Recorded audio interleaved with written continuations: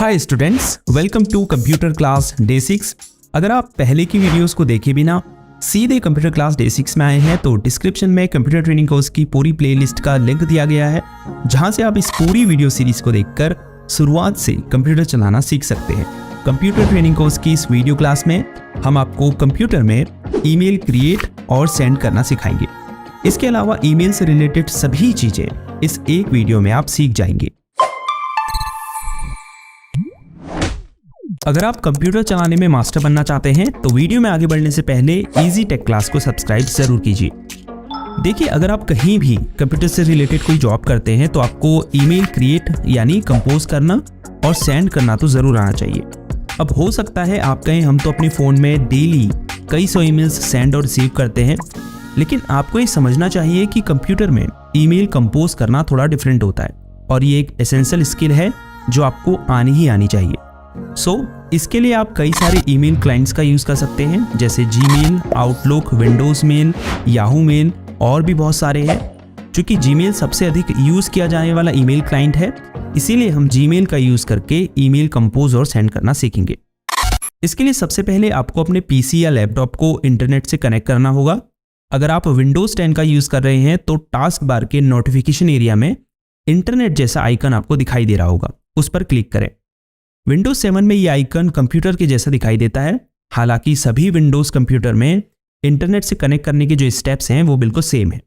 अगर आपके घर में वाईफाई राउटर नहीं है तो आप अपने मोबाइल हॉटस्पॉट का यूज़ करके भी अपने कंप्यूटर में इंटरनेट एक्सेस कर सकते हैं। तो अब हम वाईफाई ऑप्शन में क्लिक करेंगे। आप देख सकते हैं यहाँ हमको वाईफाई नेटवर्क शो हो रहा है, इस पर क्लिक करेंगे। उसके बाद कनेक्ट पर क्लिक करेंगे। अब इस वाईफाई नेटवर्क का पासवर्ड यहाँ टाइप करेंगे और फिर नेक्स्ट पर क्लिक कर देंगे। अब नो पर क्लिक कर दें। आप देख सकते हैं हमारा कंप्यूटर इस वाईफाई नेटवर्क से सक्सेसफुली कनेक्ट हो चुका है। अब हम अपने कंप्यूटर में इंटरनेट एक्सेस कर सकते हैं। अब gmail.com को एक्सेस करने के लिए हम गूगल क्रोम को ओपन करेंगे और सर्च बार में जीमेल टाइप करेंगे, फिर एंटर की दबाएंगे। अब रिजल्ट्स में शो हो रहे पहले लिंक पर क्लिक करेंगे। अब आपको अपने जीमेल अकाउंट से साइन इन करना है। अगर आपके पास जीमेल अकाउंट नहीं है तो क्रिएट अकाउंट पर क्लिक करके आप अपना एक जीमेल अकाउंट क्रिएट कर सकते हैं। चूंकि हमारे पास पहले से जीमेल अकाउंट है तो हम यहां पर ईमेल एड्रेस टाइप करेंगे, फिर नेक्स्ट पर क्लिक करेंगे। अब पासवर्ड टाइप करेंगे, फिर नेक्स्ट पर क्लिक करेंगे। अब अगर आपने अपने जीमेल अकाउंट में 2 स्टेप वेरिफिकेशन को इनेबल किया होगा तो यह आपसे अपने अकाउंट को वेरीफाई करने को कहेगा। वेरिफिकेशन कंप्लीट हो जाने के बाद आप अपने जीमेल अकाउंट में साइन इन हो जाएंगे। तो ये जीमेल का इंटरफेस है, ये ईमेल एरिया है जहां आपकी ईमेल्स शो होती है। यहाँ लेफ्ट साइड में ये लेबल्स हैं, इनबॉक्स, स्टार्ट, स्नूज्ड, सेंट और ड्राफ्ट्स। जैसे कंप्यूटर में फोल्डर्स होते हैं वैसे ही जीमेल में लेबल्स होते हैं। अगर मोर पर आप क्लिक करेंगे तो आपको और भी लेबल्स शो होंगे, जैसे इम्पॉर्टेंट, स्पैम, ट्रेश एक्सेट्रा। उसके नीचे ये कैटेगरीज हैं। वीडियो में आगे इन सभी लेबल्स और कैटेगरीज के बारे में जानेंगे। उसके बाद मैनेज लेबल्स पर क्लिक करके आप इन लेबल्स और कैटेगरीज को शो हाइड कर सकते हैं। अगर आप खुद के नए लेबल्स क्रिएट करना चाहते हैं इस तरह से, तो आप क्रिएट न्यू लेबल पर क्लिक करके न्यू लेबल क्रिएट कर सकते हैं। लेफ्ट साइड में ही ऊपर कंपोज बटन है, जिस पर क्लिक करके आप ईमेल राइट और सेंड कर पाएंगे। इसके बारे में डिटेल में जानेंगे, लेकिन पहले थोड़ा बेसिक इंट्रोडक्शन आपको दे देते हैं। उसके बाद 3 हॉरिजॉन्टल लाइन जो ये है, ये मेन मेन्यू कहलाते हैं, जिस पर क्लिक करने पर जो लेबल्स और कंपोज बटन है उसके सिर्फ आइकन्स ही आपको शो होंगे। पुराने व्यू को शो करने के लिए वापस इस पर क्लिक करें। अब ये बीच में सर्च बॉक्स है जहां से आप सेलेक्टेड लेबल के अंदर मौजूद ईमेल्स को सर्च कर सकते हैं। अगर आपको जीमेल से रिलेटेड हेल्प या सपोर्ट चाहिए तो इस क्वेश्चन आइकन पर क्लिक कीजिए। जीमेल सेटिंग्स को ओपन करने के लिए सेटिंग्स आइकन पर क्लिक करें। अगर आपको अदर गूगल ऐप्स को एक्सेस करना है तो आप इस पर क्लिक करके इन गूगल ऐप्स को ओपन कर सकते हैं। उसके बाद अपने गूगल अकाउंट के इस प्रोफाइल आइकन पर क्लिक करके आप अपने गूगल अकाउंट को मैनेज कर सकते हैं। ऐड अनदर अकाउंट पर क्लिक करके आप दूसरे जीमेल अकाउंट से साइन इन करके उसे यहां ऐड कर सकते हैं। अगर आपको अपने अकाउंट को साइन आउट करना है तो साइन आउट ऑप्शन पर क्लिक करें। ये राइट साइड के पैनल में कुछ एड ऑन्स हैं, जैसे टास्क है, कॉन्टैक्ट है। अगर आपको इसकी साइड पैनल को हाइड करना है तो आप राइट एरो पर क्लिक करके इसे हाइड कर सकते हैं। तो जीमेल के इंटरफेस का बेसिक इंट्रोडक्शन तो हो चुका है, तो चलिए अब मेन पॉइंट पर आते हैं। जैसे आप देख सकते हैं अभी इनबॉक्स लेबल हाईलाइटेड है, इसका मतलब अभी यहाँ जो ईमेल शो हो रही हैं वो इनबॉक्स फोल्डर के अंदर सेव्ड है। जो भी रिसीव्ड ईमेल्स होती है, यानी अगर कोई आपको ईमेल भेजता है तो वो इनबॉक्स के अंदर आपको शो होंगी। अगर कोई ऐसी ईमेल है जो आपके लिए बेहद इंपॉर्टेंट है तो आप ईमेल मैसेज के ठीक आगे बने इस स्टार आइकन पर क्लिक करके उस ईमेल को एक स्पेशल स्टेटस दे सकते हैं। इसके अलावा आप स्टार्ड फोल्डर पर क्लिक करके स्टार की गई सभी ईमेल्स को आसानी से ढूंढ सकते हैं। अब ये जो ईमेल मैसेजेस के फ्रंट में आपको चेक बॉक्स दिखाई दे रहा है, ये ईमेल को सिलेक्ट करने के लिए है। जैसे मैं अगर इस पर क्लिक करूं तो ये ईमेल सेलेक्ट हो जाएगी। अब आप ऊपर देख सकते हैं यहाँ कुछ ऑप्शंस शो होने लगे हैं। जैसे सबसे पहले ईमेल को सेलेक्ट और अनसेलेक्ट करने के लिए ऑप्शन है। अगर मैं इस पर क्लिक करूं तो सेलेक्ट की हुई ईमेल अनसेलेक्ट हो जाएगी। अब अगर मैं दोबारा इस पर क्लिक करूं तो इस पेज में शो हो रही सभी ईमेल्स सेलेक्ट हो जाएंगी। अब ये जो छोटा सा डाउन एरो है, इस पर क्लिक करने पर आपको कई और अन्य ऑप्शंस शो होंगे। जैसे सभी ईमेल्स को सिलेक्ट करने के लिए ऑल ऑप्शन है। अगर आपको सिलेक्टेड ईमेल्स को अनसेलेक्ट करना है तो नन ऑप्शन है। फिर रीड है, अगर सिर्फ उन्हीं ईमेल्स को सिलेक्ट करना है जिन्हें आपने रीड कर लिया तो इस पर क्लिक करें। जिन ईमेल्स को आपने नहीं रीड किया है उन्हें सिलेक्ट करने के लिए अनरीड पर क्लिक करें। स्टार की गई ईमेल्स को सिलेक्ट करने के लिए स्टार्ड पर क्लिक करें और अनस्टार ईमेल्स को सिलेक्ट करने के लिए अनस्टार्ड ऑप्शन पर क्लिक करें।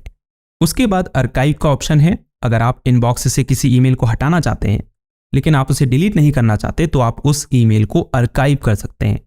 इससे वह ईमेल इनबॉक्स से हटकर ऑल ईमेल के फोल्डर में मूव हो जाएगी। उसके बाद रिपोर्ट स्पैम का ऑप्शन है।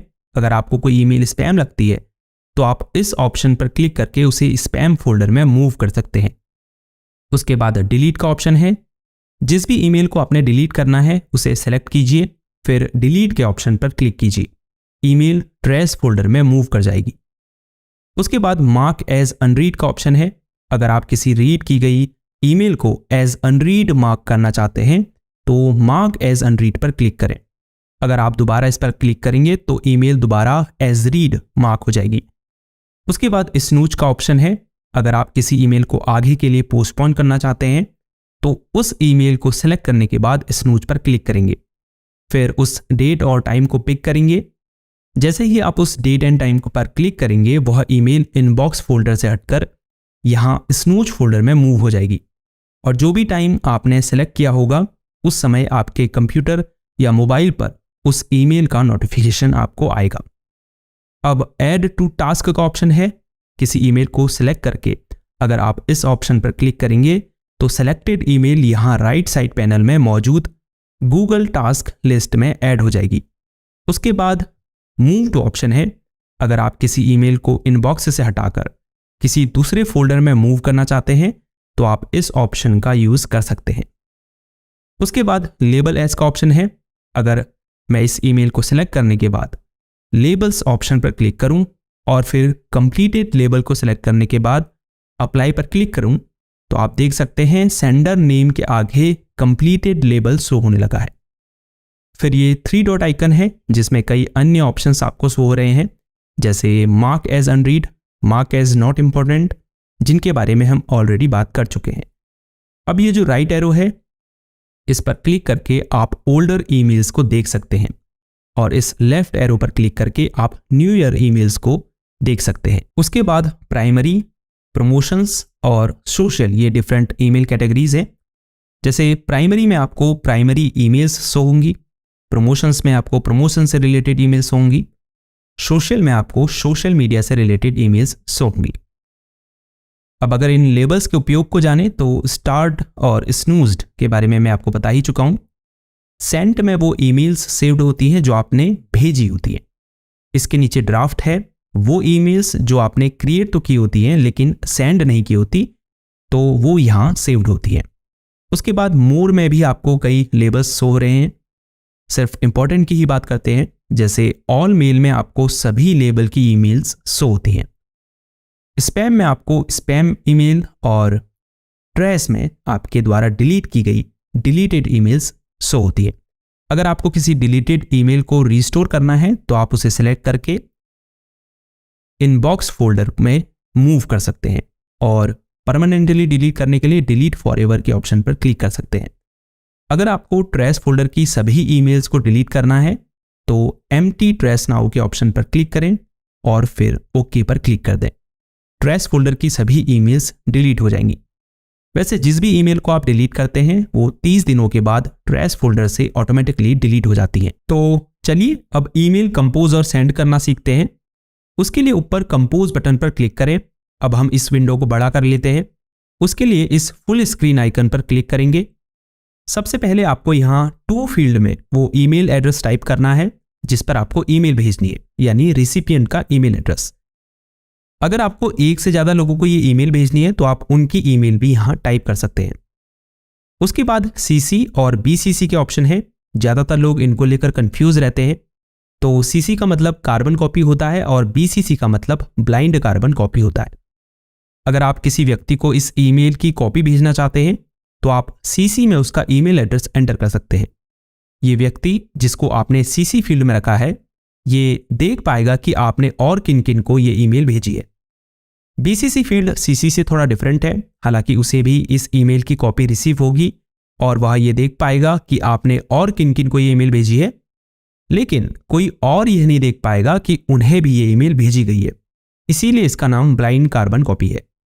हालांकि नॉर्मल ईमेल सेंड करने में सीसी और बीसीसी का कोई यूज नहीं है, लेकिन अगर आप एक कंपनी में काम करते हैं और आपको अपने बॉस और मैनेजर को ईमेल्स की कॉपी भेजनी है तो आप वहां पर सीसी और बीसीसी का यूज कर सकते हैं। उसके बाद सब्जेक्ट फील्ड में आपको इस ईमेल का सब्जेक्ट लिखना है। ईमेल लिखने की शुरुआत आप डियर सर, रिस्पेक्टेड सर या फिर हाय, जो भी उनका नाम है, इससे कर सकते हैं। फिर एक लाइन छोड़कर अपना मैसेज लिखना शुरू करेंगे। ईमेल लिख लेने के बाद एंड में आप योर सिंसियरली लिख सकते हैं या फिर काइंड रिगार्ड्स, बेस्ट या सिर्फ सिंसियरली भी लिख सकते हैं। अगर आपको इसमें कोई फॉर्मेटिंग अप्लाई करनी है तो फॉर्मेटिंग ऑप्शंस पर क्लिक करेंगे। यहां से आप टेक्स्ट का फॉन्ट स्टाइल, साइज चेंज कर सकते हैं, टेक्स्ट को बोल्ड, इटैलिक, अंडरलाइन कर सकते हैं, टेक्स्ट कलर चेंज कर सकते हैं, टेक्स्ट की अलाइनमेंट चेंज कर सकते हैं, बुलेट और नंबर लिस्ट क्रिएट कर सकते हैं। इसके अलावा भी कई और ऑप्शंस इसमें दिए गए हैं। अब अगर मुझे ईमेल के साथ कोई फाइल अटैच करनी है तो मैं अटैच फाइल के ऑप्शन पर क्लिक करूंगा। उसके बाद कंप्यूटर में से उस फाइल को सेलेक्ट करूंगा, फिर ओपन पर क्लिक कर दूंगा।